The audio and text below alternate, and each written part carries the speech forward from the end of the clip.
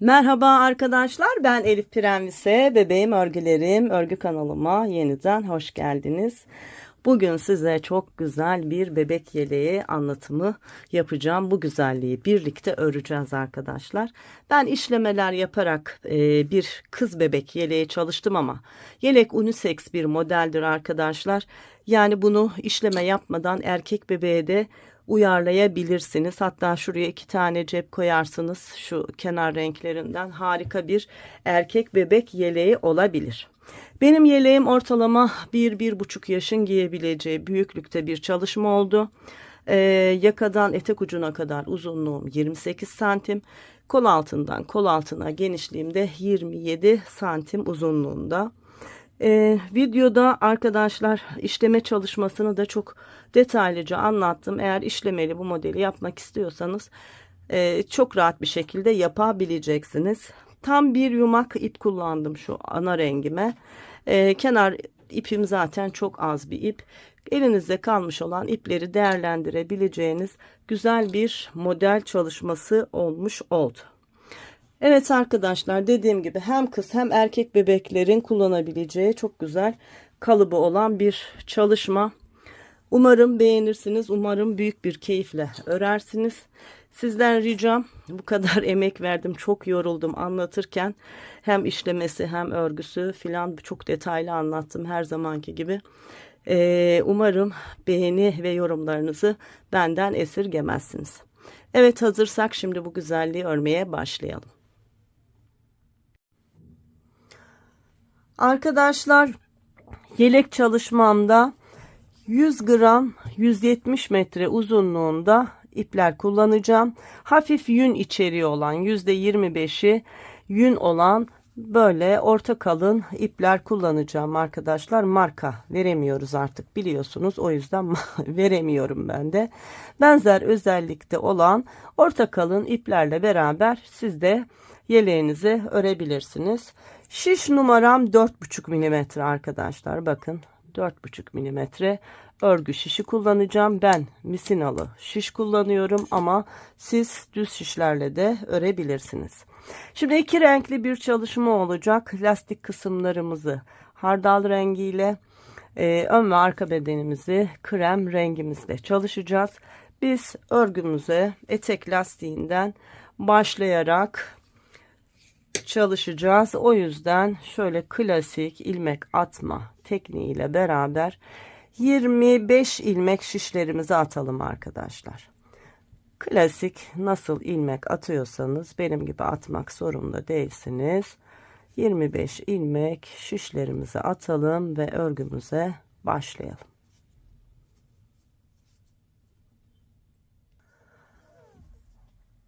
İki, 4, 6, 8, 10, 12, 14, 16, 18, 20, 22, 24, 25 ilmek şişime attım.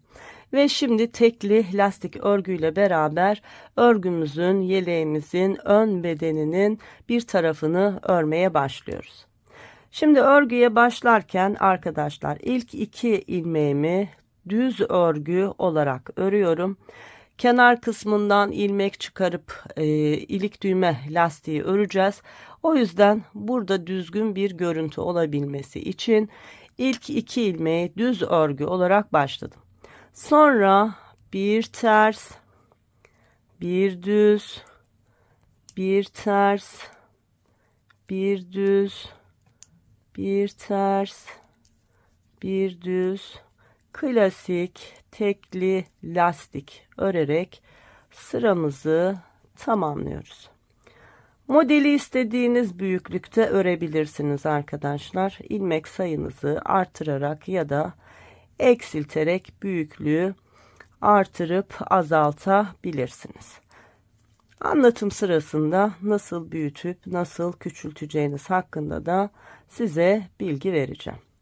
Evet, bakın, bir düz ve bir tersle beraber sıramı bitirdim. Döndüm, arka sırada düzleri düz, tersleri ters öreceğim. Son ilmeğim ön sırada tersti, bakın düz oldu. Bunu boşaldım, ardından ipi kendime çevirdim. Sıradaki ilmeğim ters, tersin üzerine ters. sıradaki düz, düzün üzerine düz. Bu şekilde yine bir ters bir düz örgülerle beraber arka sıramı da örüyorum.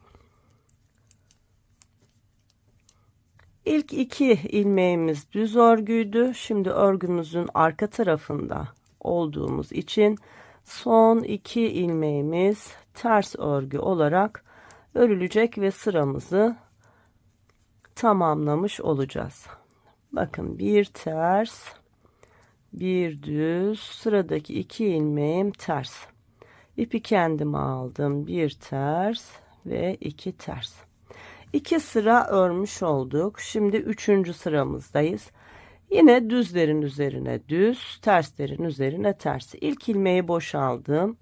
İkinci ilmeğim düz. Ardından bir ters, bir düz. Bir ters, bir düz. Arkadaşlar bu şekilde bir miktar lastik örgümüzü örelim. İstediğimiz uzunluğa ulaşınca artık renk değiştireceğiz ve düz örgülerle beraber yeleğimizi örmeye devam edeceğiz.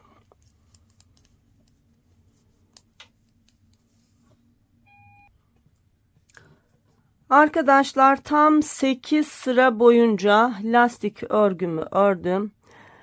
Bakın 2, 4, 6, 8 sıra lastik örgüm olmuş oldu. Şimdi ana rengime geçeceğim. Krem rengimle beraber düz örgülere başlayacağız. Örgümüzün düz tarafındayız.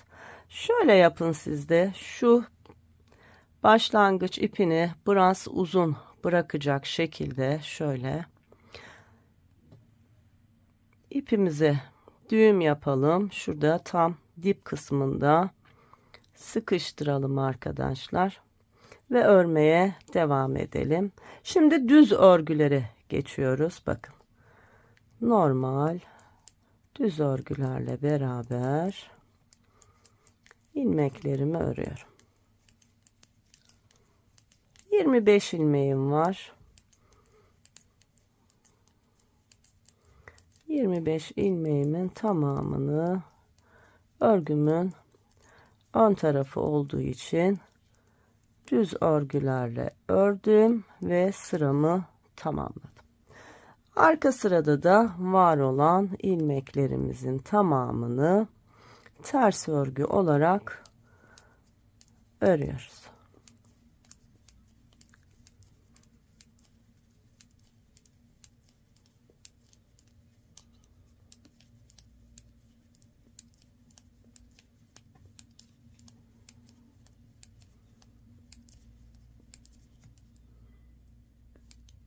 Evet, ters örgülerle sıramı tamamlamış oldum. Bakın ön tarafta düz örgümüz belli oldu. Şimdi şöyle yapalım. Artık hardal rengi ipe ihtiyacımız yok. Onu da biraz uzun bırakarak artık kesebiliriz. Bundan sonra arkadaşlar yaka ve kol kesimine kadar sadece var olan ilmeklerimizle düz örgü öreceğiz. Ne yapacağız? Önlerde düz öreceğiz, arkalarda ters öreceğiz. Bu şekilde istediğimiz uzunluğu elde edene kadar örmeye devam edeceğiz. Sonrasında çok kolay bir yaka ve kol kesimi yaparak ön bedenimizin ilkini bitireceğiz arkadaşlar. Bakın önlerde düz. Şimdi örgümün arka tarafında ters olarak örüyorum. Evet, bu şekilde örmeye devam edelim.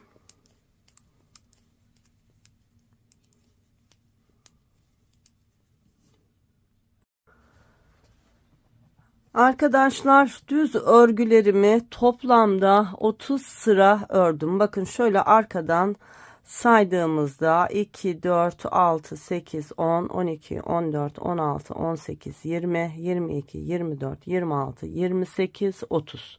Tam 30 sıra ördük. Şimdi en ve boy ölçüsü vereyim size. Örgülerinizi o şekilde kontrol edin. Şimdi örgümüzün eni tam 14 santim arkadaşlar, bakın 14 santim eninde ve boy olarak da tam 15 santimde uzunluğunda, 15-15,5 diyebiliriz. Şimdi kol ve yaka kesimi yapacağız. Burası örgümüzün ön tarafı, yaka tarafı. Sıra sonu da bizim kol altı olan tarafımız. Şimdi başlayalım. Crop hırka ören arkadaşlar aynı şeyleri yapacağız. Onlar çok kolayca anlayacaklar. Zaten kolay da bir model. Bakın ilk ilmeği boş aldım. İkinci ve üçüncü ilmeği birlikte örerek yakada bir eksiltme yapacağım. Şimdi ilmekleri benim gibi şöyle ters olan arkadaşlar önce ilmeklerinin yönünü değişsinler. Bakın bu şekilde. Sonra iki ilmeği birlikte düz olarak örsünler. İlk kesimimizi yapmış olduk. Şimdi örerek devam edelim. Evet, örerek sıra sonuna yaklaştım. Sıra sonunda 3 ilmeğim kalınca bir kesim daha yapacağım. Bakın düz örgülerle ördüm. Sıra sonunda 3 ilmeğim kaldı. Burada yönüm zaten doğru. Soldan sağa doğru keseceğim. İlmeklerimin yönü doğru. Dolayısıyla şöyle soldan sağa doğru ilk 2 ilmeğin içerisine batıp bir kesim de burada yaptım. Son ilmeği de ördüm ve sıramı tamamladım. Arka sırada var olan ilmekleri ters örgü olarak örüp sıramızı tamamlıyoruz. Evet, sıramızı tamamlayalım.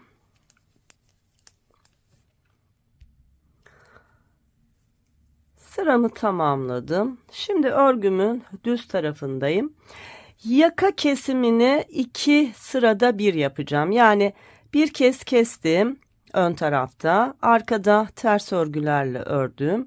Şimdi örgümün düz tarafındayım. Bu kez kesim yakada yapmıyorum. Bakın ilk ilmeği boşaldım.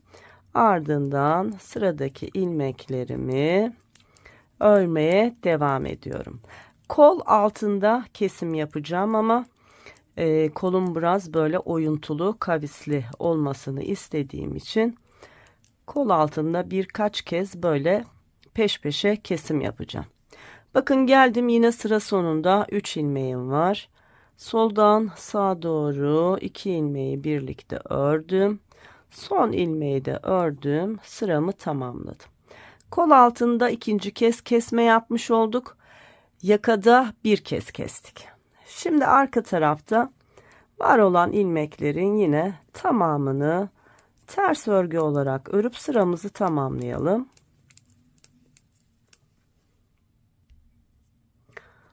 Evet, sıramı tamamladım. Yine örgümün düz tarafındayım. Şimdi ikinci kez yine yakada kesim yapacağız. Aynı şeyi tekrar ediyoruz. Bakın ilk ilmeği boş aldım. Benim ilmeklerimin yönü ters. O yüzden bu sıradaki 2 ilmeğin önce yönlerini değiştirdim. Sonra 2 ilmeği birlikte örerek yakada bir kesim daha yaptım. Ve devam ediyorum. Düz örgülerle sıra sonunda 3 ilmeğim kalınca kol altından bir kesim daha yapacağım. Evet, bakın sıra sonunda 3 ilmeğim kaldı. 2 ilmeği soldan sağa doğru birlikte kestim. Son ilmeği de ördüm ve sıramı tamamladım. Arka tarafta yine var olan ilmeklerin tamamını ters örgülerle örüp sıramızı tamamlayalım. Evet, ters örgülerle ördüm ve sıramı tamamladım. Şimdi ne demiştik? Önde bir sıra yaka kesiminde kesim yapıyoruz. Bir sıra yapmıyoruz. Şimdi yapmadan ilmeklerimi yakada örerek ilerliyorum.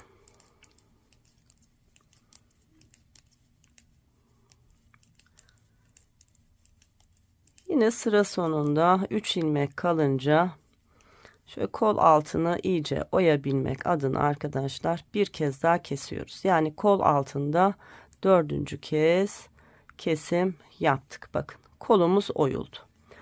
Bundan sonra 2 sırada bir keselim kol altlarını. Yeterince kavis oldu. Arka sırada var olan ilmeklerin tamamını ters örgülerle örüp sıramızı tamamlayalım.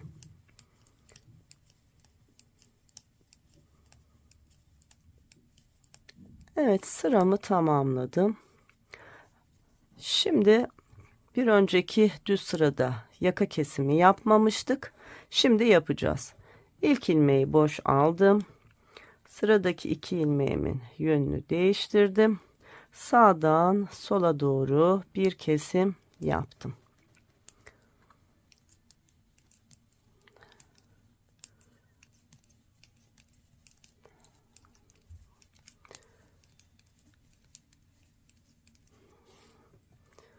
Şu kol altına bir daha bakayım. Bir kez daha keselim arkadaşlar bunu. Şu ön kesimlerimizle de aynı hizaya denk gelsin. Bu kez de kestik. Ondan sonra arka kısımda ters örgülerle örüyoruz. Evet, ters örgülerle örelim. Ne yapmış olduk? Kol altında 5 kez kesmiş olduk. Önde de 3 kez kesmiş olduk. Evet, 1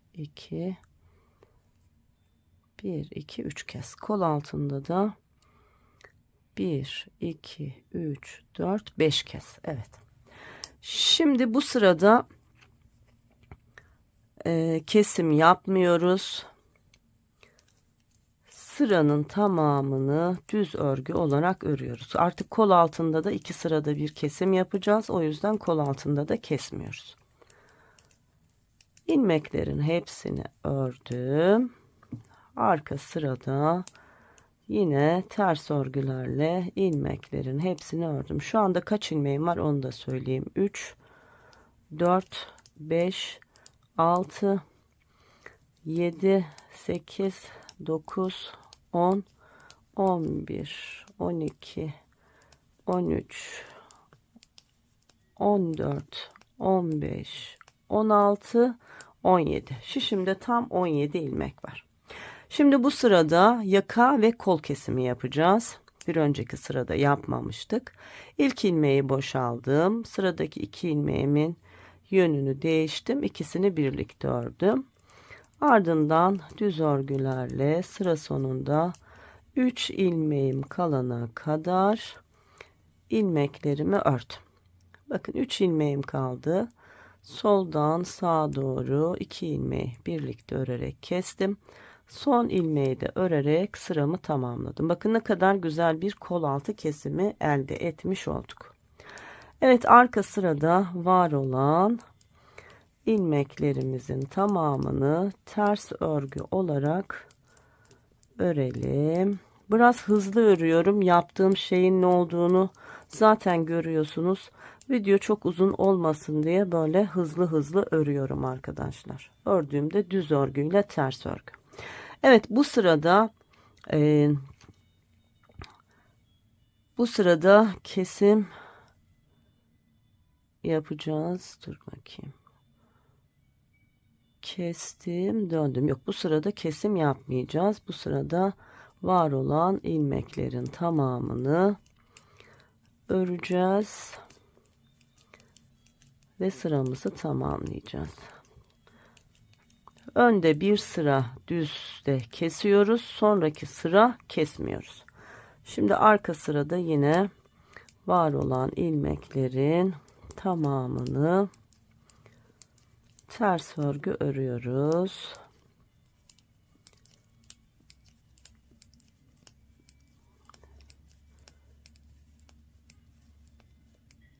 Evet, ördüm.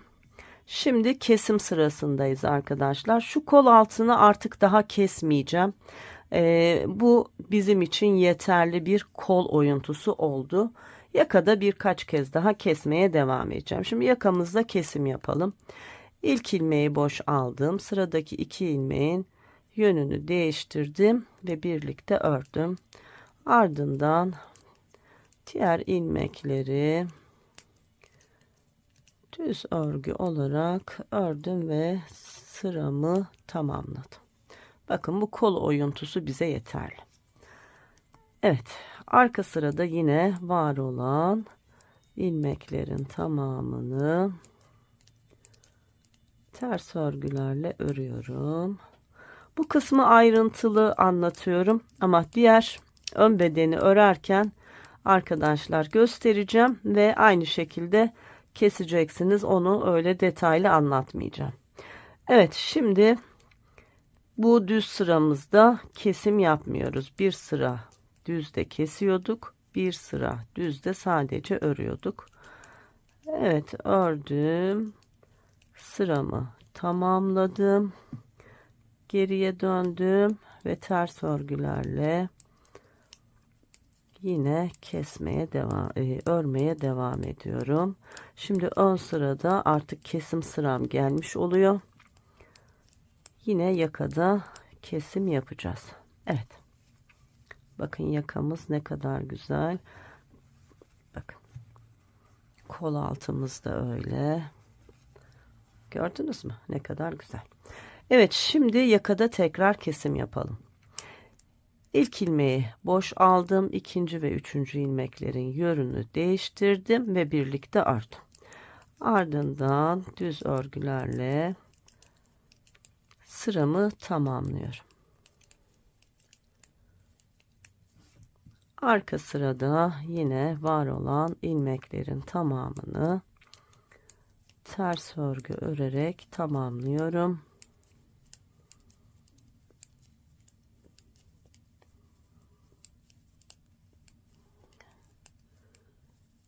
Evet, tamamladım.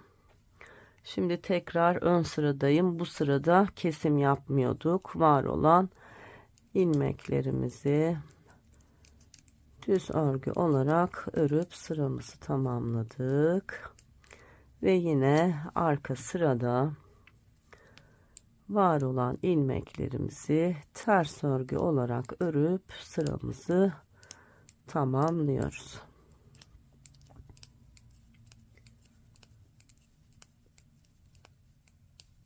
Evet, tamamladım. Bakın şu an şişimde 2, 4, 6, 8, 10, 12, 13 ilmeğim var. Şimdi bir tane keselim. İlk ilmeği boşaldım. Sıradaki 2 ilmeğin yönünü değiştirdim. Ördüm.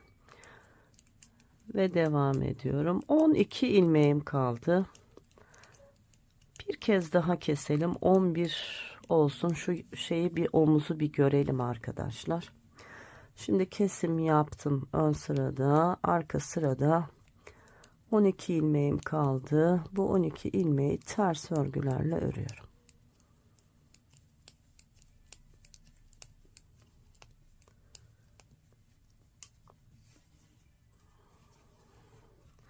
Koluma bir bakayım. Arkadaşlar modeli sizinle beraber örüyorum. Daha önce örmedim. Bakarak ilerliyorum ben de. Evet. Şimdi bu sırada kesim yapmıyoruz. Var olan ilmeklerimizi düz örgü olarak örüyoruz. 2, 4, 6, 8, 10, 12. Bir tane daha kesersek bizim için yeterli. Evet, şimdi 12 ilmeğimi örgümün ters tarafında ters örgülerle ördüm ve sıramı tamamladım. Şimdi son bir kesim yaparak omuzu 11 ilmekte artık bitireceğiz. İlk ilmeği boş aldım. Sıradaki 2 ilmeğin yönünü değiştirdim ve birlikte ördüm. Ardından var olan ilmekleri düz örgülerle ördüm. Sıramı tamamladım. Arka sırada da var olan ilmekleri ters örgülerle örüp sıramı tamamlıyorum. Şimdi bir boy ölçüsü alacağım arkadaşlar. Eğer boyum yeterli değilse birkaç sıra hiç kesim yapmadan örmeye devam edeceğim. Şöyle bir bakayım. Yani enimiz boyumuza göre aslında oldukça uygun. Şöyle bir ölçeyim. 27 santim. Bir sıra daha gidip gelelim ve bitirelim. Yani ne yapıyoruz? Kesim yaptıktan sonra düz sıramızda kesim yapmadan var olan 11 ilmeğimizi önde düz, arkada ters örgü örerek tamamlamış oluyoruz.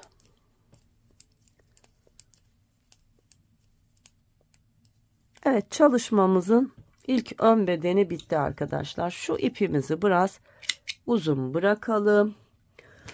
Sonra şöyle bir yardımcı şişe bu ön bedenimizi alalım. Çünkü örerek birleştireceğiz. Hiç dikişle uğraşmayacağız. Evet, ilk ön bedenimiz böylece tamamlanmış oldu. Bakın ne kadar güzel oldu. Şöyle yan çevireyim. Bir de böyle bakın. Çok güzel bir çalışma yapmış olduk.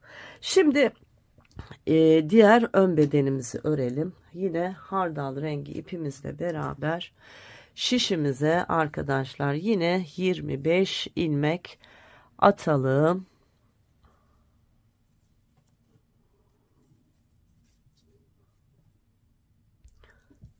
Evet arkadaşlar, şişime 25 ilmek attım. Bakın 2, 4, 6, 8, 10, 12, 14, 16, 18, 20, 22, 24, 25. Şimdi ne yapmıştık? Örgünün ilk 2 ilmeğini düz örgü olarak başlamıştık. Sonra bir ters bir düz devam etmiştik ya. Şimdi diğer tarafı öreceğimiz için arkadaşlar tam tersini yapacağız. Yani ne yapacağız?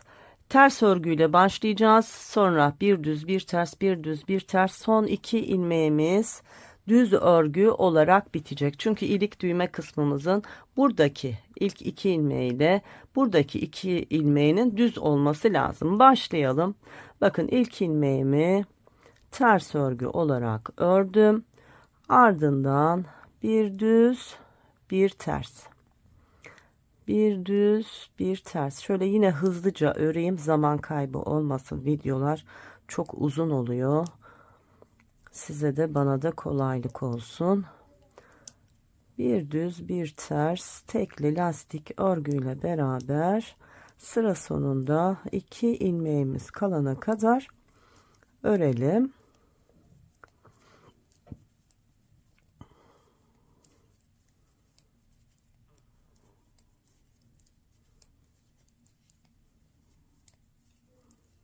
Bakın bir ters, sıra sonunda 2 ilmeğim kaldı. Bu 2 ilmeği de düz olarak ördüm. Şimdi arka taraftayız. Arka tarafta da önde düz olan ilmeklerim arkada ters oluyor. Önde ters olan ilmeklerim arkada düz oluyor. İlk ilmeği boşaldım. İkinci ilmeğim ters. Ardından bakın sıradaki ilmek düz, sıradaki ters, sıradaki düz. Yine bir ters, bir düz, bir ters, bir düz ilmek olarak örgümü örüyorum.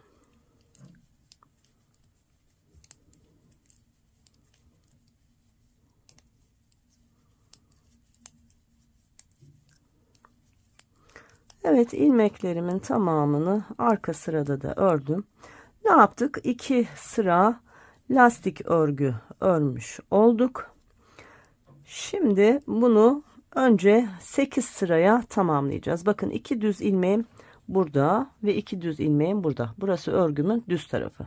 8 sıra ördükten sonra tıpkı şurada yaptığımız gibi krem ipimizi bağlayacağız arkadaşlar ve düz örgüler örmeye devam edeceğiz. Toplamda 30 sıra.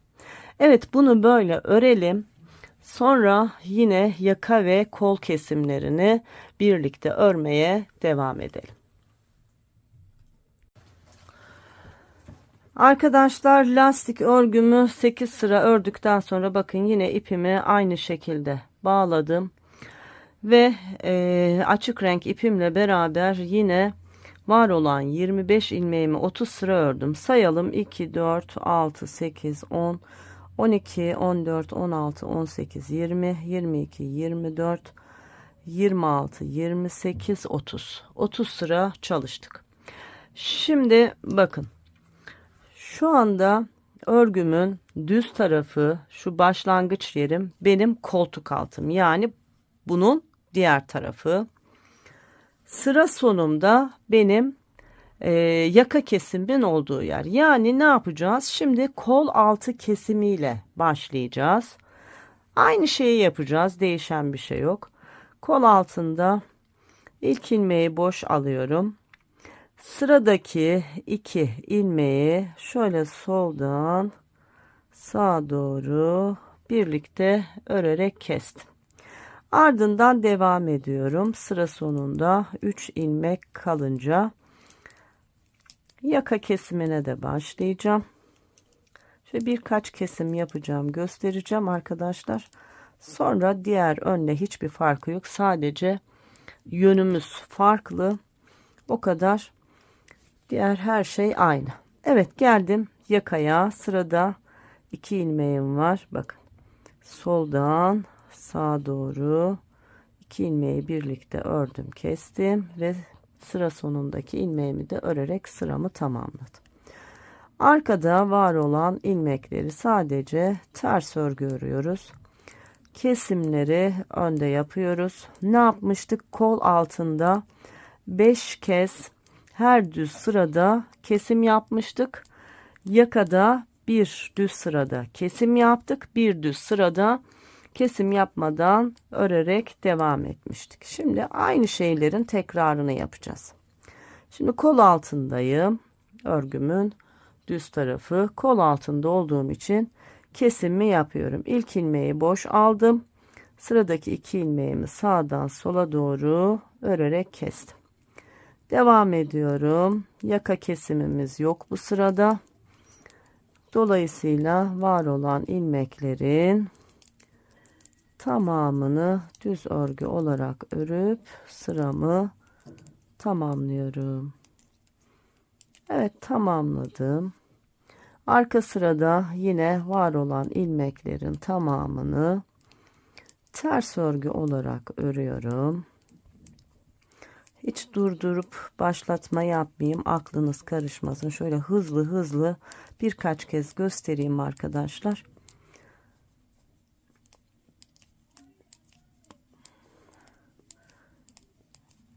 Evet. Arka sırada ilmeklerimin tamamını ters örgü olarak ördüm. Örgümün düz tarafındayım. Yine kol altında kesim yapacağız. Üçüncü kez kolun altında kesimi yaptım. Bu sırada yaka kesimi de yapacağız arkadaşlar. Yakayı bir sıra kesiyorduk, bir sıra kesmiyorduk. Şu anda kesim sıramızdayız. O yüzden son 3 ilmek kalana kadar ördüm. Son 3 ilmek kalınca bakın 2 ilmeği birlikte örerek kestim. Son ilmeği de örerek sıramı tamamladım. Şimdi arka sırada var olan ilmeklerin tamamını ters örgü olarak örüyorum. Ne yaptık? 3 kez kol altından kestik, 2 kez yakadan kestik. Devam edelim. Arka sırayı ters örgülerle ördüm. Şimdi dördüncü kez kol altından kesim yapacağız. İlk ilmeği boş aldım. Sıradaki 2 ilmeği birlikte ördüm. Kol altı kesimini yaptım. Yakada bu sırada kesim yapmıyoruz. Var olan ilmekleri düz örgü olarak örüp sıramı tamamlıyorum. Geriye döndüm. Arka sırada var olan ilmeklerin tamamını ters örgü olarak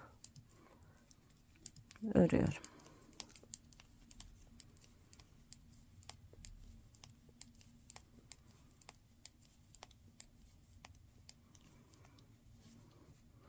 Evet, yine kol altında kesim yapıyoruz arkadaşlar. Sıradaki 2 ilmeği, pardon, buranın yönü doğru, bura böyle kesilecek, soldan sağa doğru kesimimi yaptım. Şimdi yakada da kesim yapma sıramıza geldik. Yakamızda son 3 ilmek kalınca kesimimizi yapacağız. Bak, soldan sağa doğru battım ve kestim. Şimdi kol altında kaç kesmiş olduk? 5 kez kestik. 1 2 3 4 5. 5 kez ne yapıyorduk? Peş peşe kesiyorduk. Sonra bir sıra kesmiyorduk. Aynı yaka çalışmasında olduğu gibi. Şimdi arka sırada var olan ilmekleri ters örgü olarak örelim.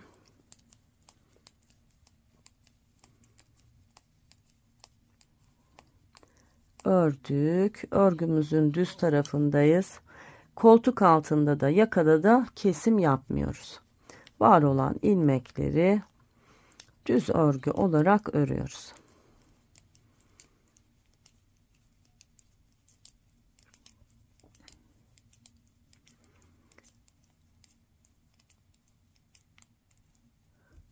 Arka sırada var olan ilmekleri ters örgü olarak örüyoruz.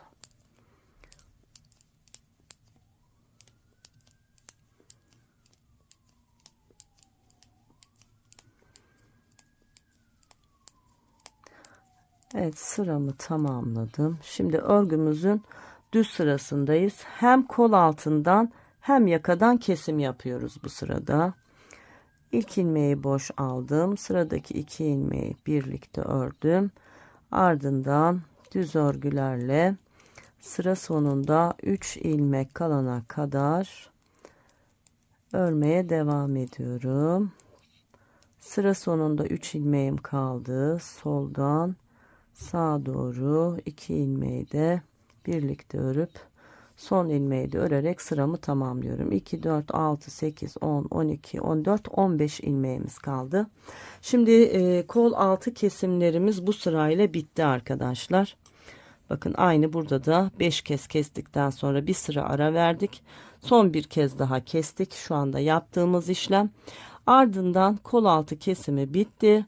Sadece yaka kesimlerini 2 sıra arayla kesmeye devam edeceğiz. 11 ilmeğimiz kalınca yine bir sıra daha düz önde, arkada da ters örerek bizim kesim çalışmamız bitecek. Şimdi şunu göstereyim. Önce arka sırada var olan ilmeklerin tamamını örüyoruz.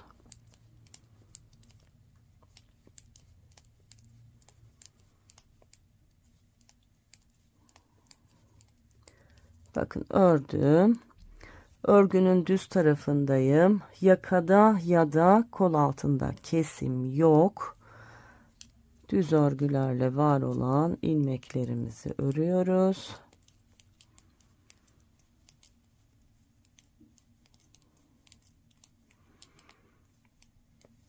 Yine arka sırada var olan ilmeklerin tamamını ters örgü olarak örüyorum.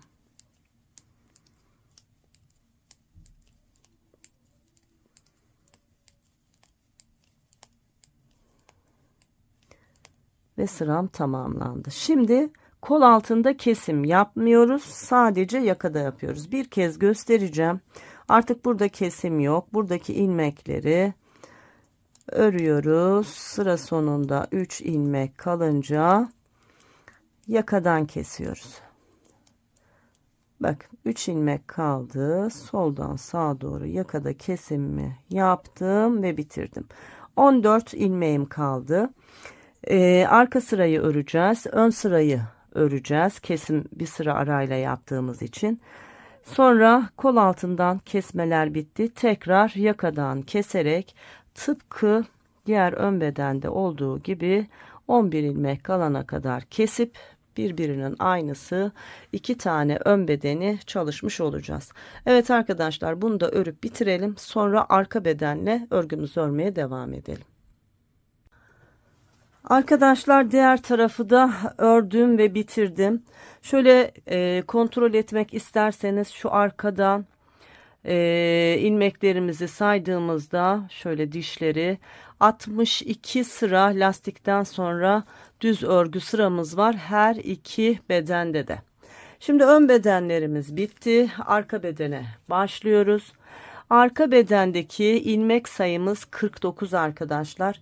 49 ilmeği şişime attım ve yine tekli lastik örgüye başlayacağım. Bu kez lastik örgümüzü yanlarda dikiş yaptığımızda ön bedenlerde düzgün olabilmesi için düz ilmekle başlıyoruz. Yani ilk ilmek düz, ardından bir ters, bir düz, bir ters, bir düz, bir ters, bir düz. Bu şekilde sıra sonuna kadar tekli lastiğimizi örelim. Evet, bir ters bir düz örgülerle beraber sıra sonuna geldim. Bakın arkadaşlar, son ilmeğim düz örgü.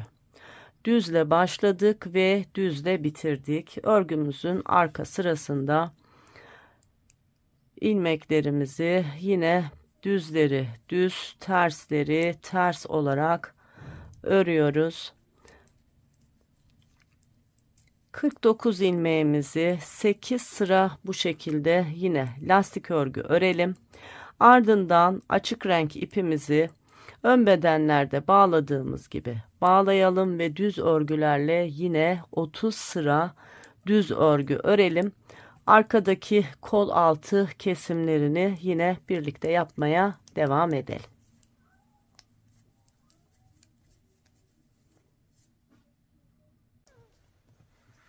Arkadaşlar, 8 sıra lastik örgümü ördükten sonra yine ipimi bakın bağladım. Düz örgülerle beraber tam 30 sıra boyunca örgümü ördüm. İsterseniz birlikte kontrol edelim. 2, 4, 6, 8, 10, 12, 14, 16, 18, 20, 22, 24, 26, 28, 30. Yani kol altı kesimine geldik. Kol altı kesimini nasıl yapacağız? Tıpkı ön bedenlerde yapmış olduğumuz işlemleri her iki kol altında arka bedende de uygulayacağız. Hemen başlayalım. İlk ilmeğimi boş aldım. Sıradaki iki ilmeğimi soldan sağa doğru birlikte örerek kestim. İlk kesimimi sağ tarafta yaptım. Şimdi son 3 ilmeğim kalana kadar var olan ilmeklerimi yine düz örgü olarak örüyorum. Evet, örelim arkadaşlar. Evet, sıra sonunda 3 ilmek kalana kadar ilmeklerimi ördüm. Sıra sonunda 3 ilmeğim var. Burada da ilmeklerimin yönünü değiştiriyorum. Sağdan sola doğru kesim yapıyorum ve son ilmeğimi de örüyorum. Her iki taraftan birer ilmek eksilttik. Arka sırada var olan ilmeklerin tamamını ters örgü örerek sıramızı tamamlayalım.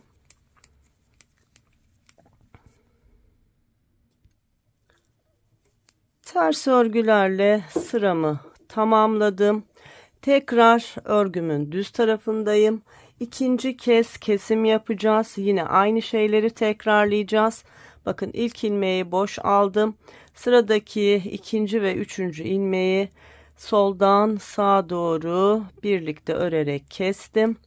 Ve düz örgülerle yine sıra sonunda 3 ilmeğim kalana kadar ilmeklerimi örmeye devam ediyorum.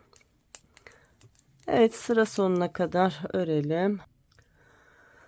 Sıra sonunda 3 ilmeğim kalana kadar ördüm ve şimdi arkadaşlar ilmeklerimin yönünü değiştirdim ve son 2 ilmeği birlikte ördüm. Son ilmeği de örerek sıramı tamamladım. 2 kez kesim yapmış olduk. Ön bedenlerde ne yapmıştık arkadaşlar? Hatırlayın.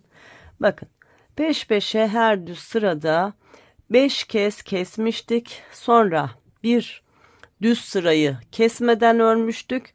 Son kez 6. kesimi bir sonraki düz sırada yapmıştık ve sonra var olan ilmeklerle kol altında daha kesim yapmadan devam etmiştik. Şimdi aynı şeyi burada yapıyoruz. Aynı şeyleri göstermeye gerek yok. 2 kez kestik. 3 kez yine aynı şekilde her düz sırada sağdan ve soldan kesim yapacağız. 5'e tamamladıktan sonra sonraki düz sırayı normal öreceğiz, geriye döneceğiz ve son bir kez yine her iki tarafta kesim yapacağız. Toplamda 6 buradan 6 buradan 12 ilmek sayımız eksilmiş olacak. Ardından var olan ilmeklerimizle beraber düz örgümüzü örmeye devam edeceğiz. Ön bedenlerde şöyle arkadan saydığımızda 62 sıraydı örgü sıramız. Bu örgümüzü de 62 sıraya tamamlayacağız. Sonra ön bedenlerle birleştirip kol ve yaka lastiklerini örerek yeleğimizi tamamlayacağız. Şimdi kesimleri bitirelim. 62 sıra olana kadar örelim. Sonrasında birlikte devam edelim. Arkadaşlar, kol kesimlerimi yaptıktan sonra var olan ilmeklerimle beraber örmeye devam ettim. Şöyle arkadan saydığımızda tam 60 sıra örgümü örmüş oldum. Birlikte de sayalım. Bakın 2, 4, 6, 8, 10, 12, 14, 16, 18, 20, 22, 24, 26, 28, 30, 32, 34, 36, 38, 40, 42, 44, 46, 48, 50, 52, 54, 56, 58, 60. Şimdi ön bedenlerimizde 62 ilmeğimiz vardı. Şurada bir ensede düşüklük olabilmesi için sadece omuz ilmeklerini 2 sıra öreceğim. Yani 62 sıraya tamamlayacağım ve birleştirerek örgümü tamamlayacağım. Ön bedenlerde omuzlarımızda 11 ilmeğimiz vardı. Şimdi 61.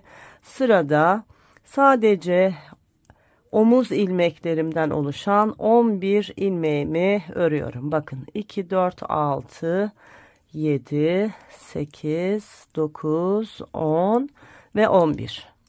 Geriye dönüyorum.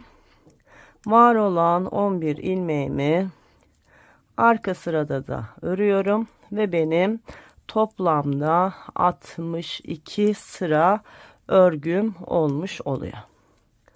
Şimdi birleştirme yapacağız ve devam edeceğiz. Şimdi ön bedenlerimiz burada.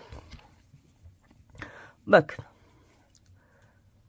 Ön bedenimin bir tarafı burada. Hemen şunu başka bir şişe alayım.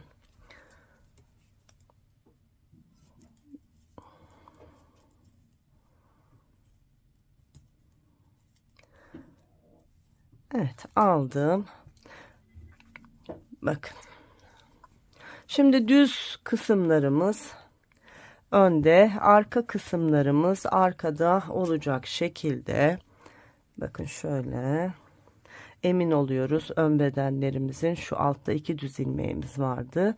İç tarafta olacak. Diğer taraf kol altı kesimlerimiz. Şimdi birleştirelim. Hiç dikiş olmadan örerek birleştireceğiz. Evet.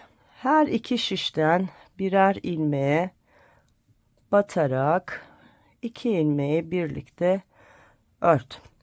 Sonra sıradaki 2 ilmeği birlikte ördüm ve arkadaki ilmeği öndeki ilmeğin üzerinden geçirdim. Bu şekilde bütün ilmekleri örerek kesiyoruz.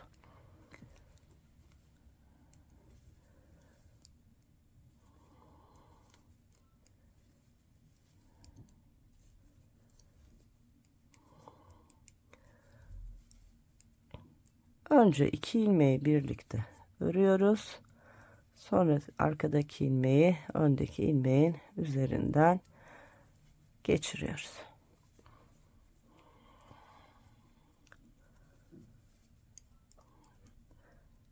Evet, bunlar 10. ilmeklerim. Ördüm ve kestim. Ve şimdi 11. ve son ilmeklerimi de ördüm ve kestim. Evet. Şimdi devam ediyoruz. Sıra sonunda 11 ilmek kalana kadar şu son ilmeği de şöyle keselim, burayı birleştirelim. Ardından örmeye devam edelim. Sıra sonunda 11 ilmeğimiz kalana kadar. Bu arada arkadaşlar bir yumaktan kalan ipim bu. Ana rengimde. Yani bir yumak bizim için yeterli. Şimdi sayalım: 2, 4, 6, 8, 10, 11. Evet, yakamızda kaç ilmek kalmış oldu onu da sayalım. Bakın 2, 4, 6, 8, 10, 12, 14, 15 ilmeğimiz kaldı. Şimdi aynı çalışmayı buraya yapacağız. Şu 2, 4, 6, 8, 10, 11 ilmeği yine 2 sıra öreceğiz. Şöyle yapayım, karıştırmayalım. Bakın bunu örelim. Burada 61. sıramız olmuş oluyor. Omuz ilmeklerimin olduğu yerde. Evet. Arka kısımda da yine 11 ilmeğimizi örelim ve 62 sıraya tamamlamış olalım.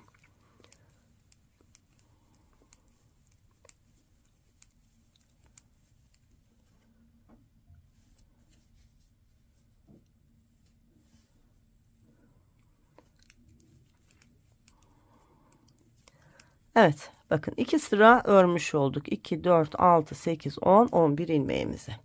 Şimdi aynı şeyi burada yapacağız. Bakın yine kol altımız burada. Yaka kesimimiz bu tarafta. Yine düz kısımlar şöyle birbirine bakacak şekilde geliyorum. Şunu artık çıkartabilirim. Ve şimdi diğer ön bedeni de birleştiriyorum. Aynı şeyi yapıyorum. 2 ilmeği birlikte ördüm. Sonra sıradaki 2 ilmeği birlikte ördüm ve arka ilmeği öndeki ilmeğin üzerinden geçirdim. Evet, ilmeklerimizin tamamını bu şekilde örerek birleştiriyoruz. Arkadaşlar, kolay bir çalışma ve çok detaya girmeden, anlaşılır şekilde, çok zaman kaybı olmadan anlatmaya çalıştım.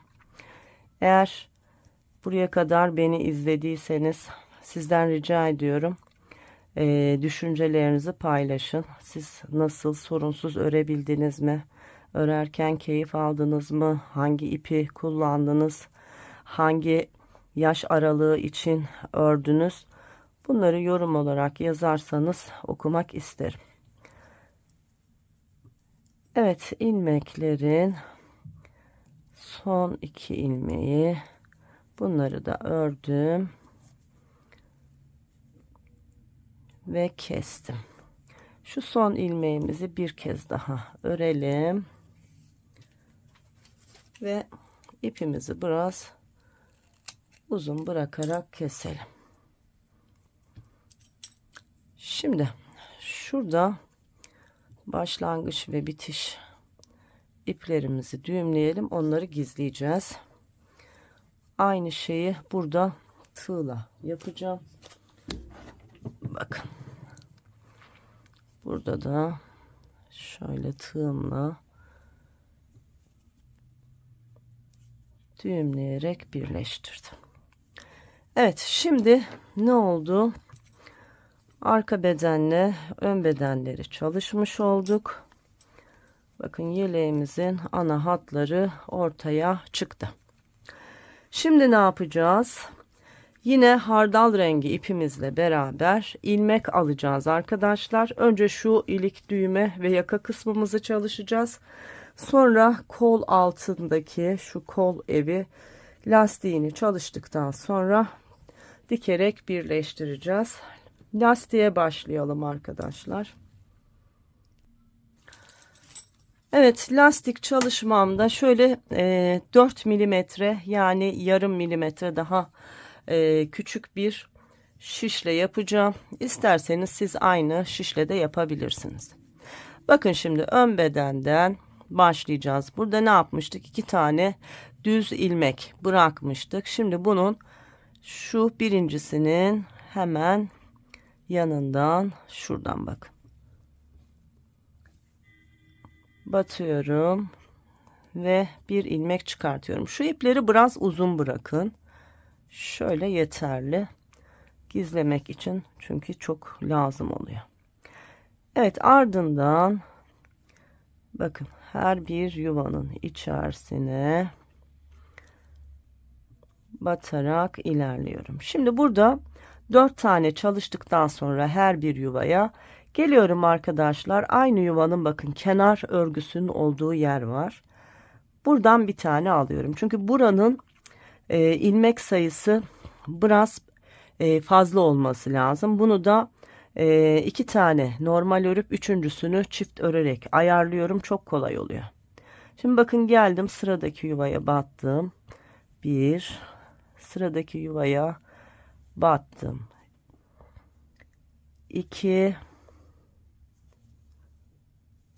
ve sıradaki yuvaya battım. 3. Aynı şeyi burada yapacağım. Bakın.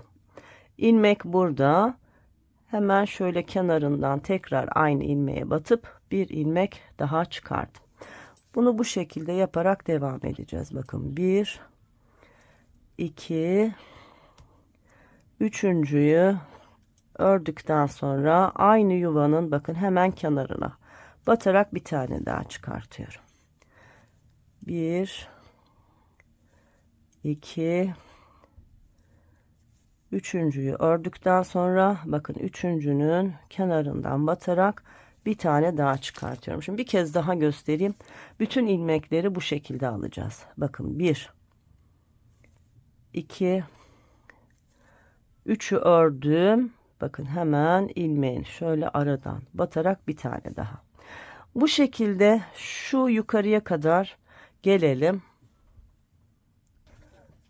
Evet, bakın tam birleştirme yaptığım yere kadar geldim. Zaten bizim ense kısmındaki ilmeklerimiz şişimizdeydi. Hiç kesim yapmadık burada. Şimdi bu ilmekleri de düz örgü olarak ilerliyorum.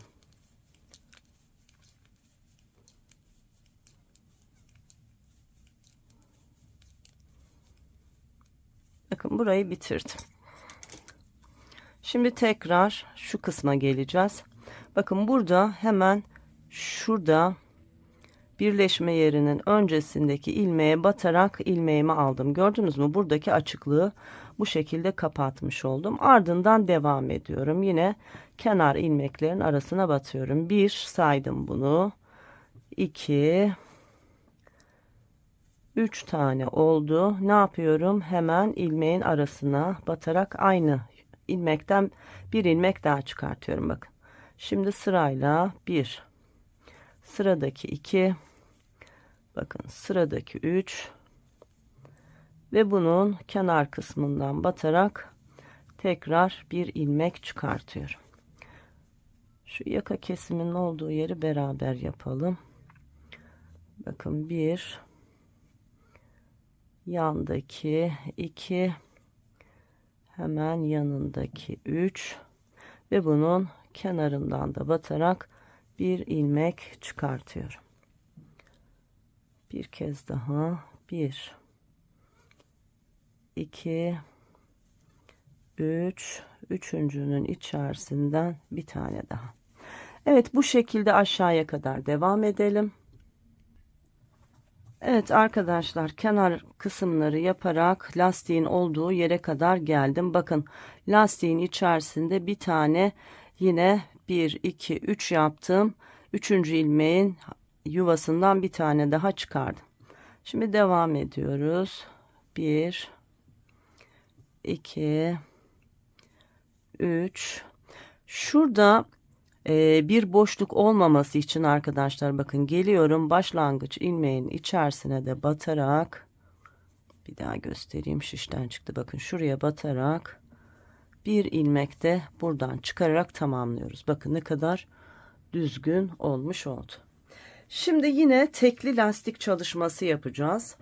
Örgümüzün arka kısmında olduğumuz için şu ön kısmında ilk 2 ilmek düz, sonra bir ters bir düz bir ters bir düz gideceğiz. Yine diğer tarafın lastik ucunda 2 ilmek düz olacak ön tarafta. Önde düz olabilmesi için şimdi biz arkayı öreceğiz. Dolayısıyla arkada tersle başlayacağız.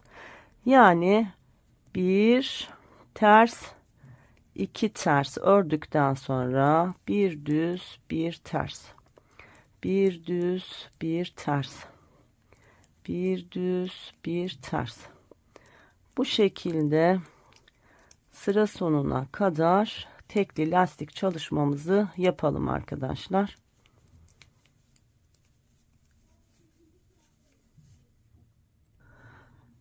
Evet, lastik örgüyle beraber ilerliyorum. Şimdi sıra sonunda 2 tersle bitmemiz lazım ya, kontrol edeceğim.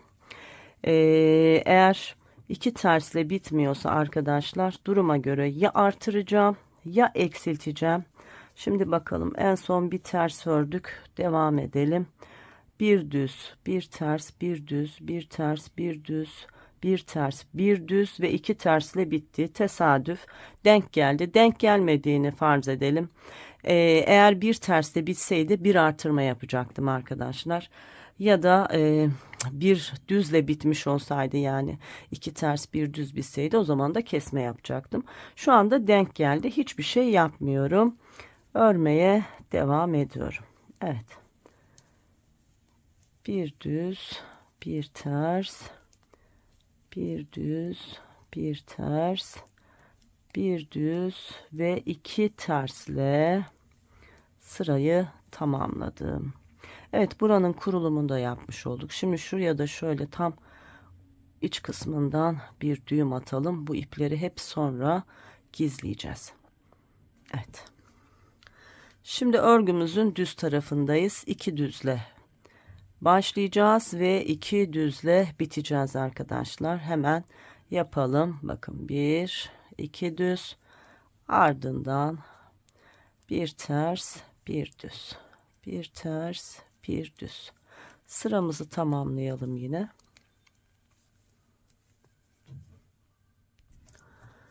Evet, lastik örgülerle beraber sıra sonuna geldim. Bakın, bir tersten sonra 2 ilmeğim kaldı. Bu 2 ilmeği de düz örgü olarak ördüm ve sıramı tamamlamış oldum.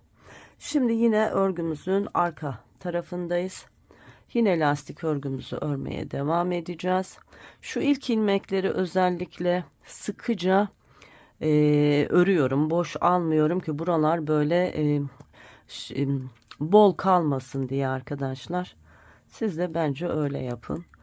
Yine lastik örgümüzle beraber sıra sonuna kadar ilmeklerimizi örelim.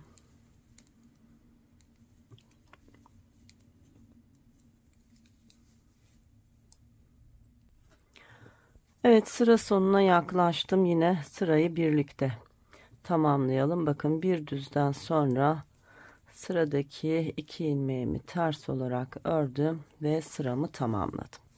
Bakın ne kadar düzgün bir lastik çalışmış olduk. Yaptığımız 3 ör 1 artır tekniğiyle beraber bakın ne kadar düzgün bir lastik sayısı da elde ettik.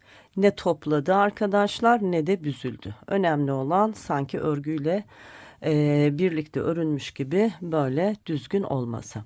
Şimdi artık bu sırada ilik çalışması yapacağız. Şimdi ben bunu normalde kız bebek için örüyorum. Fakat arkadaşlar, bu hardal renginden birer tane cep ya da tek cep kullanarak ya da herhangi bir erkek çocuğuna uygun araba figürü, bulut figürü, aslan figürü, ayıcık figürü gibi figürler kullanarak erkek yeleği yapabilirsiniz. Çünkü unisex bir model. Şimdi ben kız için yapacağım. Dolayısıyla iliklerimi hemen burada sağ taraftan açacağım. Eğer erkek için yapmak istiyorsanız siz sol taraftan iliklerinizi açabilirsiniz. Gerçi bebek olduğu için çok bir önemi yok ama usul öyle olduğu için ben söylüyorum. Yani isterseniz erkek bebeğiniz de varsa yine benimle beraber bu şekilde sağ taraftan ilik açabilirsiniz. Şimdi iliklerimizi nereden açalım?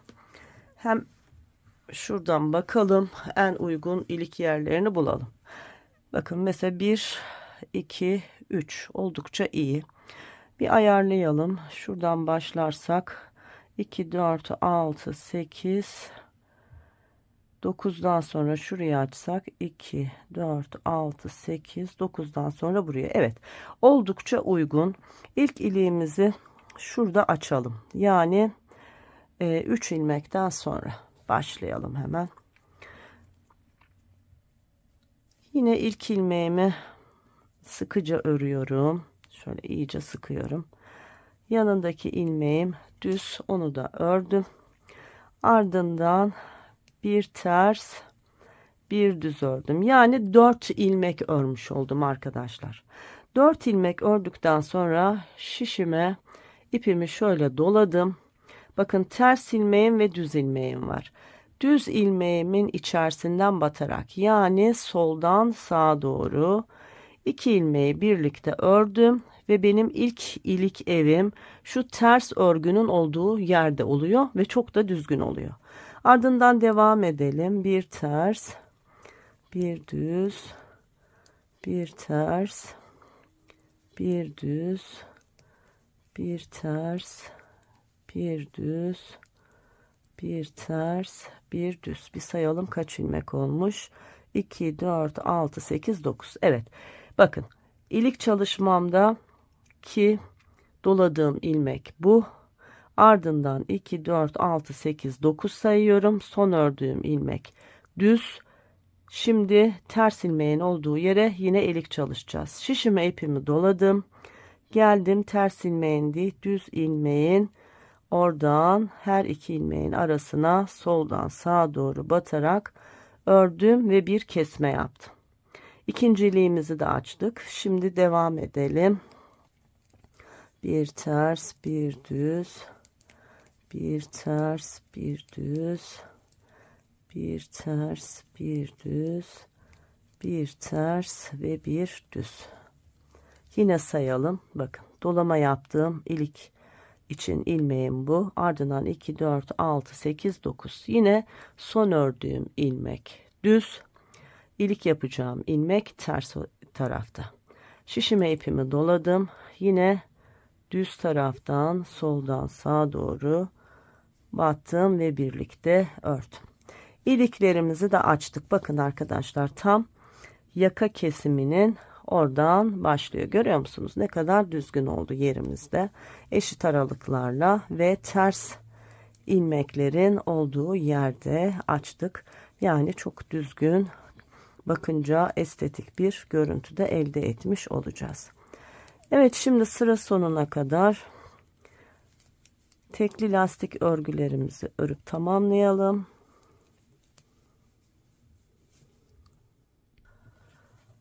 Evet, yine sıra sonuna geldim.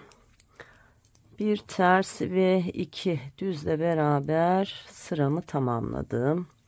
Arka sırada yine aynı şeylerin tekrarını yapacağız. Lastik örgümüze devam ediyoruz. Yine ilk ilmeği sıkıca ördüm. İlk iki ilmeğim ters, ardından bir düz bir ters. Evet, sıramızı tamamlayalım yine arkadaşlar.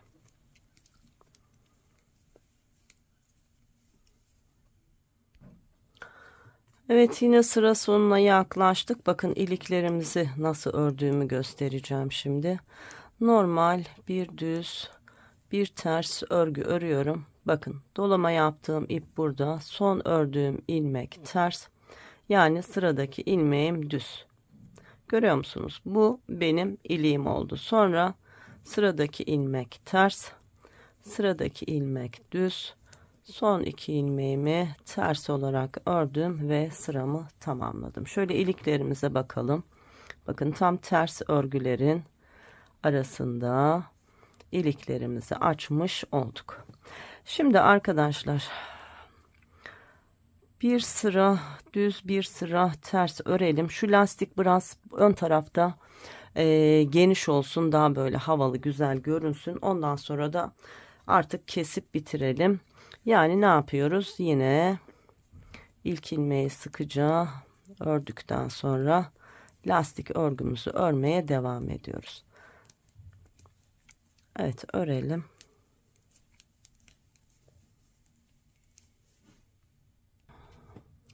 Evet, yine sıramı tamamladım. Şöyle bir genişliğimiz oldu.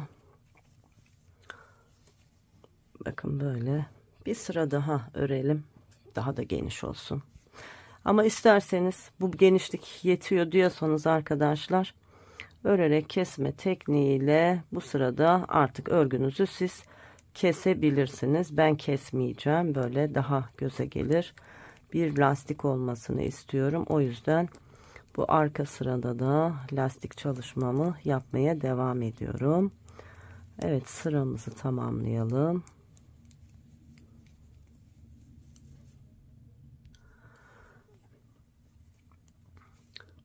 Evet, örgümün arka tarafında yine tekli lastikle beraber sıramı tamamladım. Artık bu kadar kalın lastik bize yeter. Ama bakın ne kadar güzel oldu.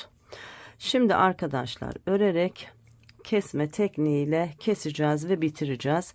Normalde lastik kesimini ben hep uygularım. Yani düzü düz örüp keserim, tersi ters örüp keserim ama burada şöyle düz örgülerle bir kesim yapacağım ki şurada düz bir görüntü olsun. Yani ne yapıyorum? İlk ilmeği boşaldım artık. Sıradaki ilmeği düz ördüm. Arkadaki ilmeği üzerinden geçirdim. Sıradaki ilmek ters ama ben onu da düz ördüm. Arkadaki ilmeği üzerinden geçirdim. Yani hep düz örgülerle önce örüyorum, sonra arkadaki ilmeği üzerinden geçiriyorum. Bakın birkaç kez bu şekilde kestikten sonra görüntüyü göstereceğim size. Ama ben bu şekilde sevmiyorum diyorsanız düzleri düz, tersleri ters örerek kesebilirsiniz. Lastik kesimi uygulamış olursunuz arkadaşlar. Ben şu görüntüyü elde etmek istedim. Bakın. İstedim ki böyle görünsün. Bu güzel bir görüntü oluyor. Evet, bu şekilde bütün ilmeklerimizi örerek keselim. Artık yaka kesimimiz de bitmiş oluyor. Sadece kol lastiklerimiz kaldı. Onları yapacağız. Onlar da zaten çok basit, benzeri bir çalışma. Evet, sıramızı tamamlayalım. Evet arkadaşlar, örerek kesme tekniğiyle ilmeklerimi kestim. Şu son ilmekleri beraber keserek bitirelim. Bakın. Hep düz örgülerle ördüm ve kestim. Bakın kestim. Son bir ilmeğim kaldı. Bu ilmeği yine sıkı bir şekilde örüyorum. Şu ipi uzun bırakarak kesin arkadaşlar. İpimi de kestim. Bak. Düz görüntüye bakın ne kadar güzel görünüyor. Evet, düz bir kesim yaptık. Bakın şu kenarlar ne kadar düzgün oldu. İki düzle başlayıp iki düzle bitirdiğimiz için. Şimdi şu ipleri gizlemeyi göstereceğim. Bu çok önemli. Bakın burada bitirdik ya. Burada genelde ben şöyle çevire çevire, kalın ip olduğu için bu kısmı böyle çalışıyorum. Şöyle ilmeklerin arasından yürüterek alıyorum. Tığ yardımıyla çok rahat oluyor.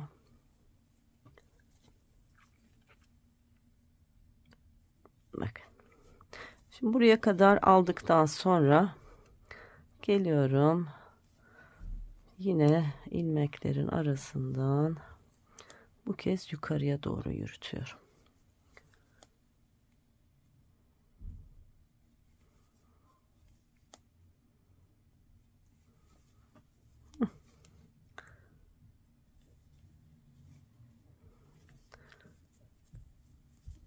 Bakın ne kadar düzgün. Artık fazlasını kesebilirim.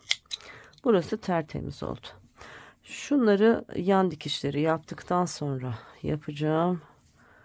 Bunu da yine kolu yaptıktan sonra şurayı yürütebilirim ama.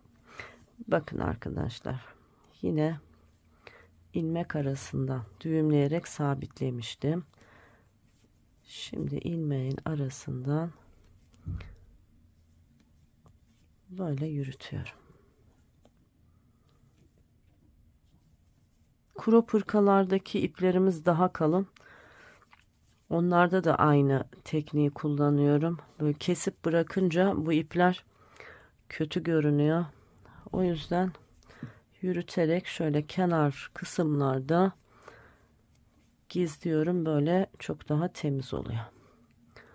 Evet, bu da yeterli. Bunun da fazlasını kestik. Şimdi arkadaşlar kol çalışması yapacağız. Kol lastiği çalışması yapacağız. Şimdi normalde ben bunu kendim örsem önce yanları dikerim, birleştiririm. Sonra da kol lastiğini misinalı şişle beraber dikişsiz bir şekilde örer bitiririm. Ama misinalı şişle örmekte hala zorlanan arkadaşlar var. Bu da basit bir çalışma. O yüzden bunda da lastik kısmını da yine dikişli mecbur yapacağım yani. Ama benim gibi dikişsiz misinalı örecek olan arkadaşlar varsa siz önce yanları birleştirin, sonra bütün bir lastik çalışması yapın. Evet, başlayalım. Bakın ilk kesim yaptığımız ilmek burada. Gördünüz mü? Şöyle arasına girdim. Tıpkı yakada yaptığımız gibi ilmek çıkaracağız. Bakın ilk ilmeği çıkardım. Şu ipi biraz uzun bırakın. Şöyle. Sonra devam ediyorum. Bakın 1, 2, 3. Aynı şeyi yapıyoruz. Değişen bir şey yok. Bir tane aldım. Hatta bu biraz toplasın. Bunu da 4 tane de yapalım arkadaşlar. İlkini 3'te yaptık. Diğerini 4'te yapalım. 1, 2, 3, 4 tane ördüm. Bir tane aynı yuvadan çıkardım. Yani 4 ör bir artır yapıyoruz. 1, 2, 3, 4. Sonra kenar ilmeğine batıp bir tane daha çıkardım. Devam edelim. 1, 2, 3, 4. Sonra kenardan bir tane daha. Devam ediyoruz. 1, 2, geliyorum hemen şuraya. Bir ilmek de buradan çıkaracağım. 3. Daha burada bir şey yapmıyorum. Şimdi birleşme yeri olduğu için buradan devam edeceğim. Yani birden itibaren tekrar sayacağım. 1, 2, 3, 4, bir tane kenardan çıkardım. Devam. 1, 2, 3, 4, bir tane kenardan çıkardım. Tekrar bu en son kısımda 3 tane de bir çıkaracağım ki eşit olsun. 1, 2, 3, 4, bir tane çıkardım. Devam ediyorum. 1, 2, 3, şurada bir tane daha çıkarayım. Ardından 1 ve son kesim yerimiz olan yer 2. Kaç ilmek çıktı hemen söyleyeyim. Benim gibi çıkardıktan sonra 1-2 ilmek eksik, 1-2 ilmek fazla fark etmez arkadaşlar. Bu şekilde çıkarmanız yeterli. 2, 4, 6, 8, 10, 12, 14, 16, 18, 20, 22, 24, 26, 28, 30, 32, 34, 36, 38, 40, 42, 43 ilmek çıkarttık. Şimdi 43 ilmeğimizle beraber yine lastik örgü öreceğiz. Ne yapacağız? Şöyle düzle başlayalım. Bir düz, ön tarafta düz, arka tarafta ters. Yani ters ördüm. Bir ters, bir düz, bir ters, bir düz olarak sıra sonuna kadar bütün ilmekleri bir örelim arkadaşlar. Evet arkadaşlar, bir ters bir düz ilmeklerle beraber sıramı tamamladım. Sonuncu ilmeğim mi de ördüm. Şimdi örgümün düz tarafındayım. Yine lastik örgüye devam ediyorum arkadaşlar. Bu kez ilmeği boş alıyorum. Bu şekilde artık daha fazla detaya gerek yok. Birkaç sıra lastik örgümüzü örelim. Sonra örerek kesme tekniğiyle yine kol lastiğimizi de keselim. Bu yaka ilik düğme kısmındaki kadar geniş yapmayacağız tabii ki. Burası kol kısmı olduğu için, kol lastiği olduğu için birkaç sıra sadece öreceğiz ve keseceğiz. Evet, örelim. Ben kaç sıra ördüğümü keserken size söyleyeceğim. Evet arkadaşlar, bu kadar lastik genişliği bize yeterli. Şimdi kaç sıra ördüm, bakın örgümün en son arka tarafındayım. Şuradan ters örgüleri saydığımda 1 2 3 4 5 sıra oluyor. 1 2 3 4 5. Şimdi örgümüzün düz tarafında yine düz kesim yapacağım.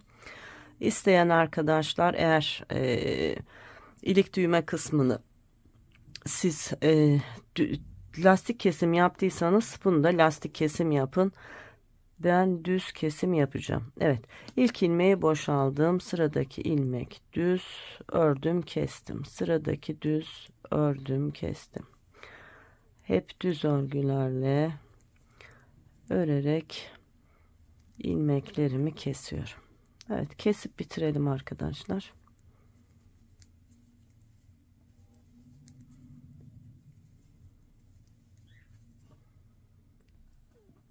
Evet, ilmeklerimin sonuna geldim. Düz örgülerle bütün ilmeklerimi kestim. Şu son ilmeğimi bir kez daha örüp şu ipi arkadaşlar biraz uzun bırakarak artık kesiyorum. Şimdi bir bakalım kol evimiz nasıl olmuş.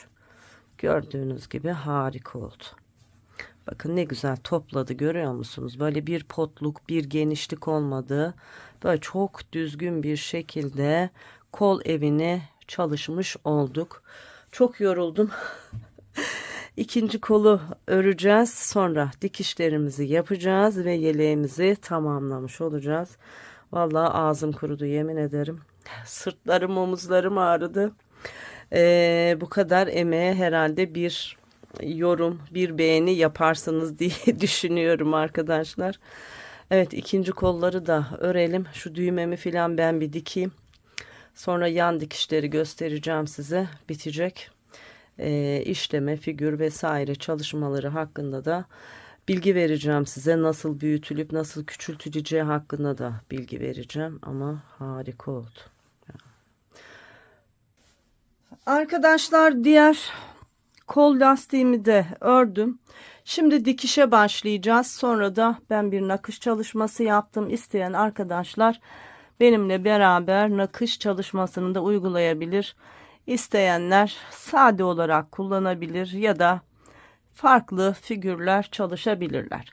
Şimdi şu lastiğimden olan ipimi biraz uzun kesmiştim. Bakın kol kısmımdaki şu başlangıç ve bitiş kısmını önce bu şekilde birleştiriyorum. Ardından ilmeklerin arasından karşılıklı batarak iki ucu birleştiriyorum. Bakın bu şekilde.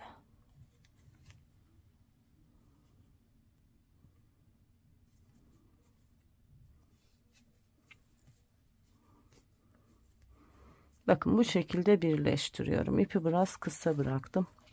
Niye kısa bıraktım ben de bilmiyorum. Siz iplerinizi daha uzun bırakın arkadaşlar.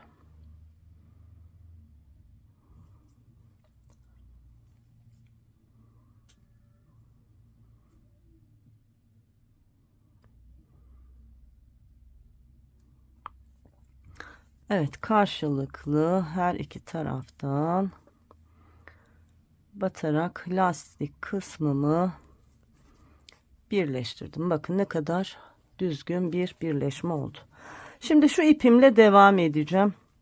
Yine bakın ilmeklerimin arasından karşılıklı batarak yine birleştirmeye devam ediyorum.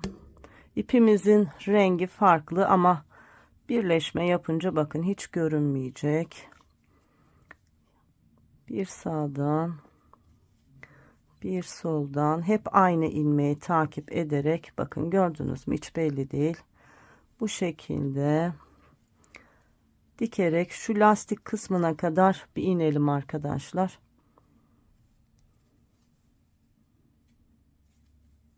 Bakın hiç belli değil. Arkadaşlar yarıya kadar dikebildim. İpim yetmedi. O yüzden şu başlangıç lastiğinin olduğu yerdeki ipimle yukarıya doğru devam edeceğim. Sizin ipiniz uzunsa siz aşağıya doğru dikmeye devam edin. Bakın burada da yine karşılıklı ilmekleri hiza alarak önce birleştiriyorum. Bakın. Birleştirdikten sonra yine ilmeklerin aralarından batarak ilerliyorum.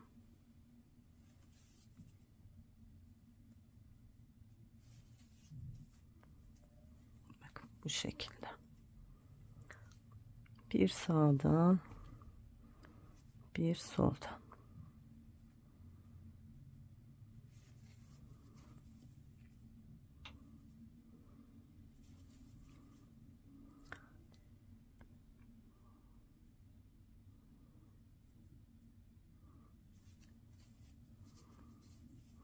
Evet, şu yukarıya kadar yine birleştirelim.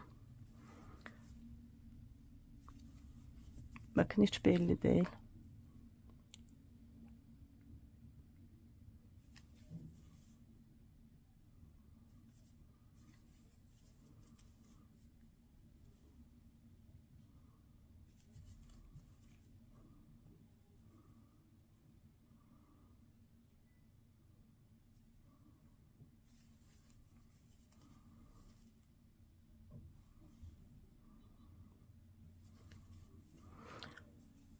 Şimdi şuradan içeri yollayarak, bakın arka tarafta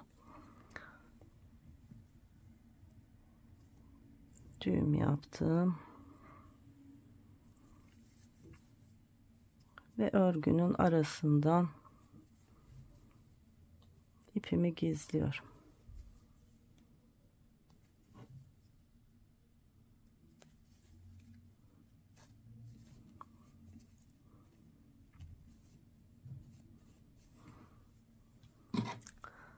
Fazla olanı burada kestim.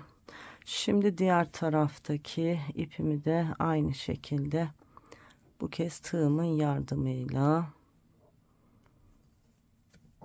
gizledim ve fazlasını kestim. Şuradaki ilmeğimizin ipini de yine önce sabitleyelim.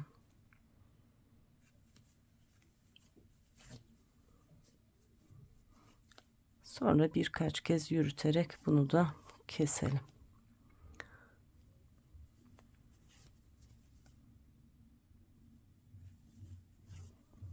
Evet, bu da yeterli. Şimdi birleştirmelerimizi yapmış olduk. Şurayı da bir temizleyeyim. Birleştirmelerimizi yapmış olduk. Düğmelerimi de diktim. Çok güzel bir yelek çalışmış olduk. Dediğim gibi eğer isterseniz sade bir erkek yeleği olarak düşünürseniz arkadaşlar hiçbir şey yapmanıza gerek yok. Ya da erkek bebeğe yine çalışacaksınız. Erkek bebeğe uygun figür çalışmaları, işleme çalışmaları yapabilirsiniz. Ben çiçekli bir çalışma yaptım. Bakın düğmelerimi de kapattığımda nasıl bir güzellik olduğunu size göstereyim. Yakasıyla, koluyla, her şeyiyle çok düzgün. Şu kameramı bir ayarlayayım arkadaşlar. Bakın şöyle harika bir yelek çalışmış olduk. Kol evimiz, enimiz, boyumuz, her şeyimiz çok güzel. Şimdi bir de bitmiş ölçülerini söyleyeyim. 28 santim uzunluğunda boyumuz var ve 27 santim genişliğimiz var. Yani rahat 1 yaşın, 1,5 yaşın bebeğin gelişimine göre 2 yaşa kadar kullanabileceğiniz bir yelek. Crop yelek olarak da düşünebilirsiniz. Crop hırkanın yeleği olarak da düşünebilirsiniz. Şimdi eğer benim gibi işleme yapmak istiyorsanız arkadaşlar, şimdi size işlemeyi hem bu videonun içerisinde göstereceğim hem de ayrıca bir işleme videosu olarak da yayınlayacağım. Evet, başlayalım. Arkadaşlar, işleme çalışması yapmak aslında çok kolay. Elimizdeki örgü iplerimizi kullanarak bu çalışmaları yapabilirsiniz. Şimdi bu yelekte bakın, yeleğimin aynı ipiyle beraber çiçeğimin birini işledim. Diğerleri de benzeri cinste olan ipler, biraz daha ince olan iplerle de diğer renkleri işledim. Şimdi nasıl işleyeceğiz, nasıl yapacağız? Burada dikkat etmemiz gereken şey şu aslında. Birbirinin simetrisi, yani yelek, hırka ve benzeri şeylerde çalışırken birbirinin simetrisi olacak şekilde işaretleme yapmanızı tavsiye ederim. Bakın mesela ben uçan kalemle beraber burada işaretledim. İşte burayı işaretlemiştim, burayı işaretlemiştim. İşaret alarak işlemeye başlarsanız çok daha kolay olur.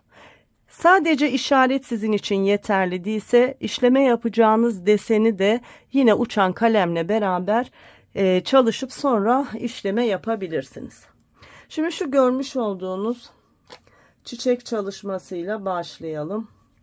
Dediğim gibi kullanmış olduğum yeleğimdeki örgü ipinin aynısıyla şu çiçeği çalışacağım.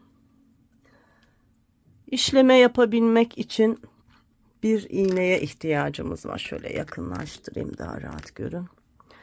Ucu küt olan, işlemeye uygun bir iğneye şöyle uzunca bir ip geçiriyorum. Evet. Şimdi işaretleme yaptığım yer tam burası. Yani burası şuradaki orta göbeğin olduğu yer olarak düşünelim. Hatta ben bunu biraz kaydırmıştım. Şöyle. Bakın, işleme yapacağımız yerin biraz uzağından geliyoruz. İşaretleme yaptığımız noktaya şöyle iğnemizle giriyoruz. Burası bizim merkezimiz. Şimdi çok kolay bir şekilde nasıl çiçek yaptığımı size göstereceğim. Bakın, burası başlangıç noktamız. Buradan batıyorum. Şu istediğim uzunlukta 2 ilmek kadar uzaktan çıkıyorum. Bakın, ilk yaprağımı yaptım. Hemen arkasına batıp yine ana noktamdan böyle tam tomurcuğun olacağı yerden yaprağımı tamamlayıp çıkıyorum. Bu bir. Şöyle elinizden ipi şekillendirebilirsiniz. Geliyorum. Yine bakın aynı yuvadan batıyorum. Şöyle biraz yanında bir yerden çıkıyorum. İpi iğnenin altından geçiriyorum. Ve ikinci çiçeğimi yapıyorum. Yine hemen arka kısma batıp bu ana yuvamızdan çıkıyorum. Geliyorum. Hemen yine bakın yakınında bir yerden çıkarak tekrar yaprağımı yapıyorum.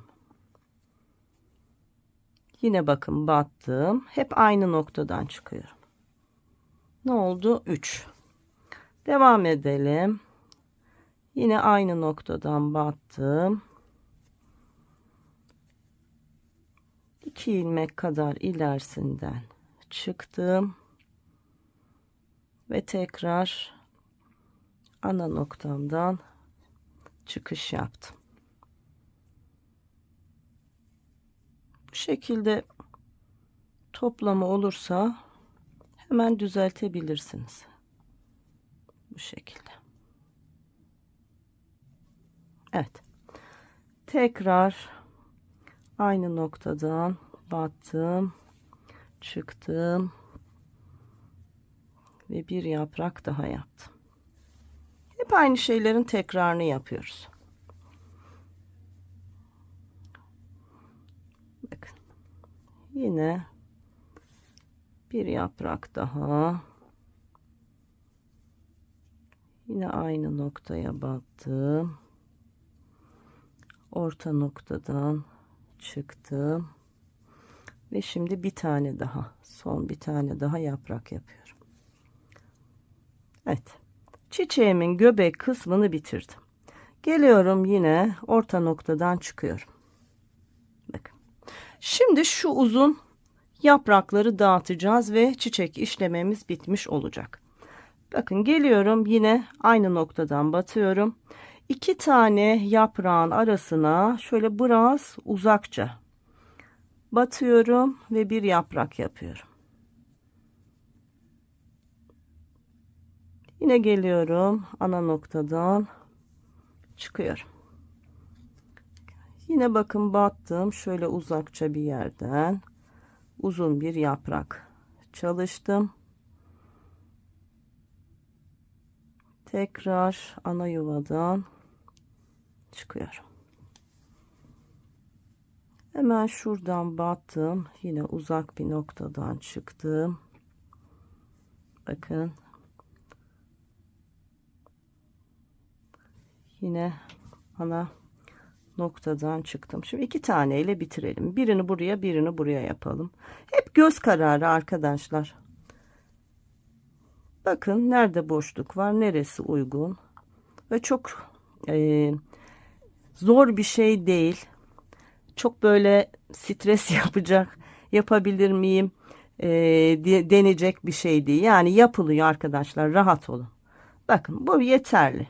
Şimdi battım. Buradan çıktım. Şöyle ipimi yürütüyorum. Bakın başlangıç ipim de burada. Şimdi burada başlangıç ve bitiş ipimi düğümlüyorum. Sonra tığımın yardımıyla bakın içi de çok temiz oluyor. Tığımın yardımıyla bu ipleri işlemenin içerisinde gizliyorum. Bitti. Aynı şeyi bu tarafa diğer ipimizle yapalım.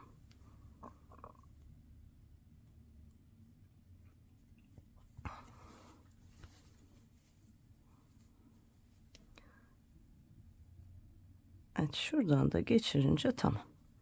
Evet, bitti.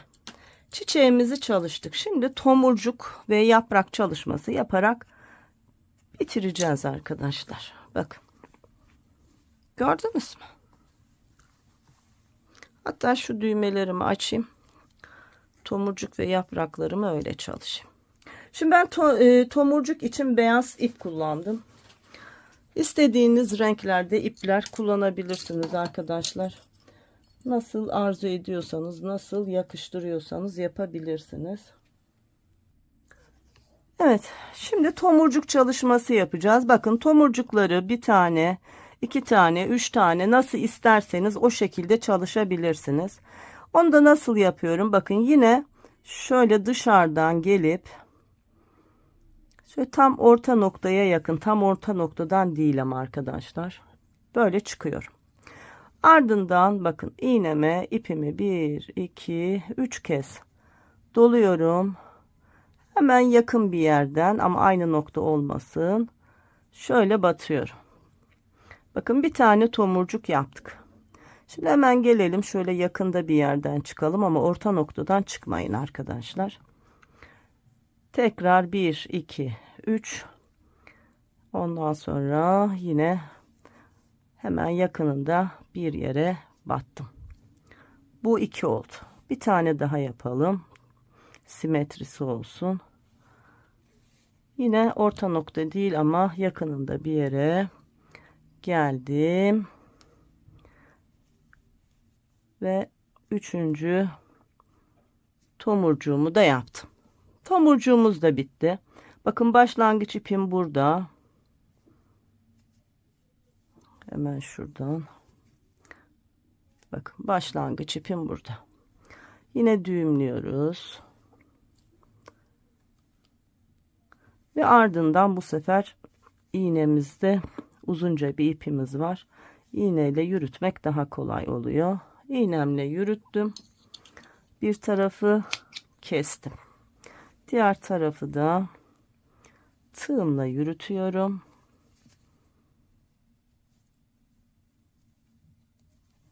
Ve bunun da fazlasını kesiyorum. Bakın içi de tertemiz oluyor. Hiç düğüm vesaire olmuyor. Son olarak yaprak çalışması yapacağız. Bu yaprak çalışmasında arkadaşlar koton içerikli biraz daha ince bir ip kullandım. Böyle daha yapraklar böyle zayıf görünsün diye. Yine uzunca bir ipi iğneme geçireceğim. Ve yaprakları çalışacağım. Şayet göz kararı yapamazsanız yine arkadaşlar kalemle şöyle çizebilirsiniz. Birbirine eşitleyebilmek için. Ben göz kararı yapabildiğim için eşitlemiyorum. Şimdi başlayalım. Bakın bunun tam karşılığı neresi oluyor? Şurası oluyor. Buradan girdim. Bakın başlangıç ipim burada. Böyle uzunca dursun. Şimdi şöyle aşağıya doğru bakın hafif içeriye doğru bir dal yapacağım. Geliyorum. Bakın şöyle 2 ilmek sonrasından batıp tekrar 2 ilmek sonrasından çıkıyorum. Bakın. Sonra bir önceki battığım yere batıp yine şöyle 2 ilmek sonrasından çıkıyorum.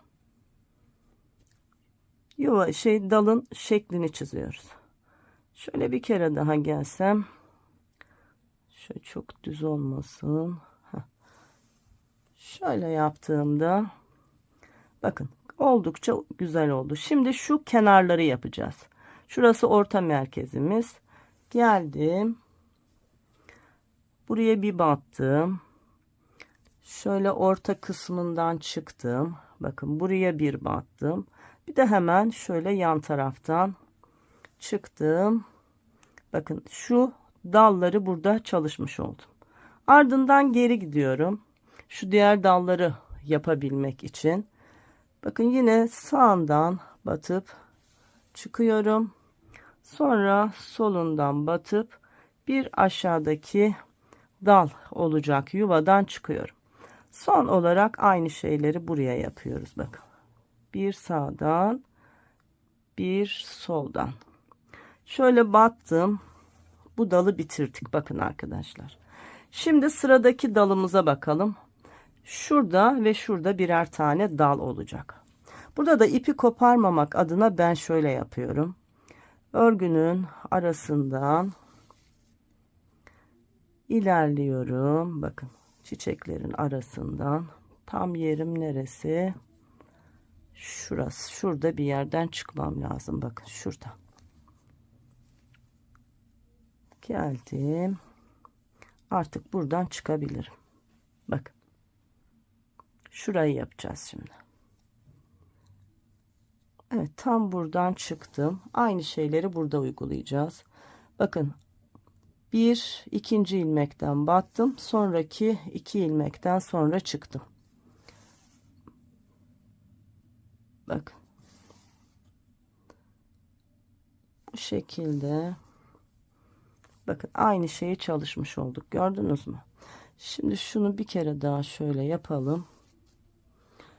Sonra yine sağdan ve soldan dalları çalışalım.